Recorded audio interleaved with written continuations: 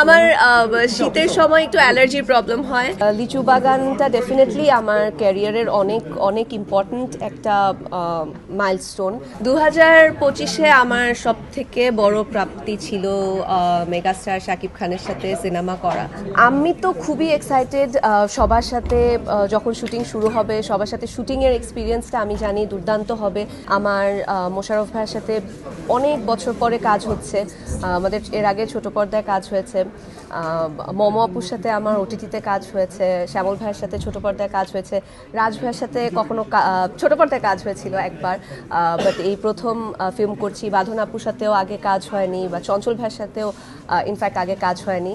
So নতুন experience সাথে পুরনো মানে সব কলিগদের সহ একসাথে কাজ করব, আমি খুবই খুবই এক্সাইটেড।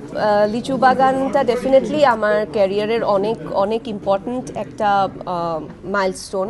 তাণ্ডব সিনেমাটা আমার মনে হয় যেহেতু আমার প্রথম বাণিজ্যিক ছবি, সেখান থেকে আমি এখন দ্বিতীয় কাজটা করছি। প্রথম ছবিতে যা যা শিখেছি, মেগাস্টার শাকিব খানের সাথে স্ক্রিন শেয়ার করেছি, ওনার সাথে যখন শুটিং করেছি অনেক কিছু শিখেছি। সো সেখানের যা যা শিখেছি ইনশাল্লাহ হয়তো এই পরবর্তী সিনেমাটাতে সেগুলো অ্যাপ্লাই করতে পারবো। শরীফুল রাজ ভাইয়া দুর্দান্ত একজন অভিনেতা। ওনার আগের বেশ কয়েকটা কাজ আমি দেখেছি এবং ওনার অভিনয়ের আমি অনেক বড় ফ্যান।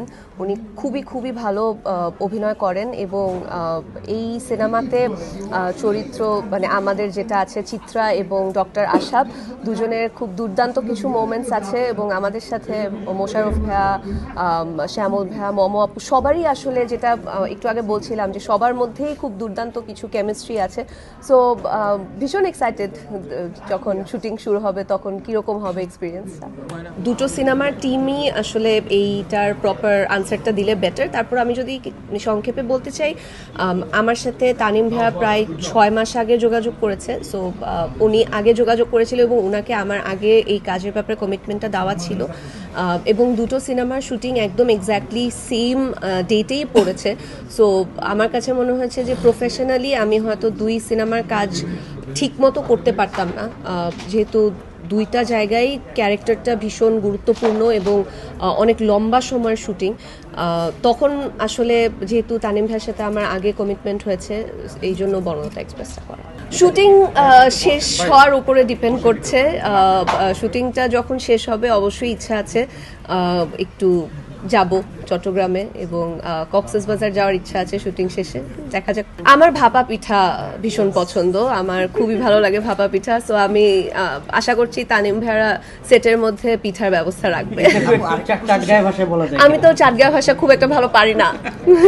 ভালো লাগে কারণ গরমের সময় তো আসলে একটু ডিফিকাল্ট হয়, এই সময়টা আমি শুটিং করতে ভীষণ এনজয় করি।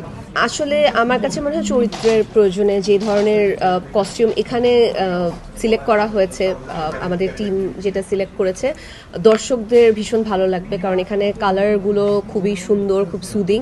তো আমার মনে হয় দর্শক এনজয় করবে। আই এম শিওর সবাই খুব এক্সাইটেড। আমি যে সবার কাছে দোয়া চাইবো এবং আশা করব যেন তাদের এক্সপেকটেশন ফুলফিল করতে পারি। আমরা যখন ছোটবেলায় ঢাকা থেকে চট্টগ্রাম যেতাম, আগে ট্রেনেই যেতাম। সো সবাই মিলে, ফ্যামিলি সবাই মিলে ট্রেনে ভ্রমণ করতাম। সো ওই নস্টালজিয়াটাও এখানে কাজ করছে।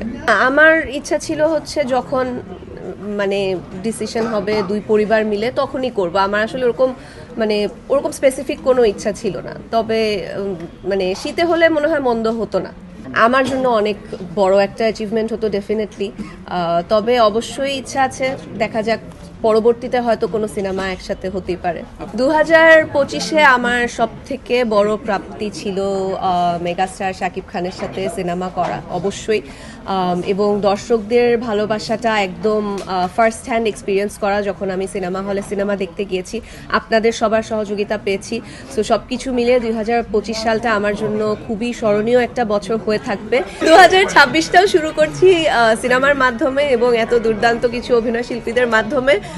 আপনাদের সবার দোয়া নিয়ে ইনশাল্লাহ হয়তো 2026টাও আমার জন্য আপনারা দোয়া করবেন যেন খুব ভালো একটা বছর হয়।